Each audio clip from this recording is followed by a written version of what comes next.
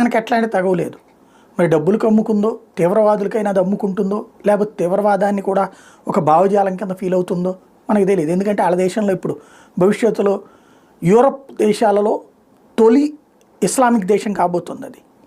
గజ్వే-ఇ హింద్ కిందన తొలి అతిపెద్ద క్రైస్తవ దేశం, ముస్లిం దేశం కింద 2050 కల్లా మారిపోబోతుంది అన్నది వాళ్ళ లెక్కలు చెప్తున్నాయి, మనం చెప్పట్లేదు. అందుకని భవిష్యత్తు ఓట్ల కోసం ఇప్పుడు లేబర్ పార్టీ ఏమన్నా ఆలోచిస్తుందేమో తెలియదు. ఎందుకంటే మొన్న మనం ఉగ్రవాద శిబిరాల మీద దాడి చేశాక, ఇక యుద్ధ వాతావరణం వచ్చాక ఫస్ట్ అర్జెంటుగా తమ యుద్ధ నౌకల్ని, యుద్ధ విమానాల్ని పంపించి స్పెషల్ కార్గోలతో ఆయుధాలు పంపించింది టర్కీ, అలాగే చైనా. ఆ తర్వాతన ఇంగ్లాండ్ కూడా ఒక ఇది వచ్చింది అన్నది ఆ రోజునే మాట్లాడుకున్నాం. బ్రిటన్ నుంచి కూడా ఏదో విమానం వచ్చిందట, భారీ రవాణా విమానం, రెగ్యులర్ అనుకోవడానికి లేదు. ఇప్పుడు తాజాగా భారత్ మీద జరుగుతున్నటువంటి డ్రోన్ల దాడి, ఇతరత్ర ఆయుధ దాడులు, బ్రిటన్కి సంబంధించినటువంటి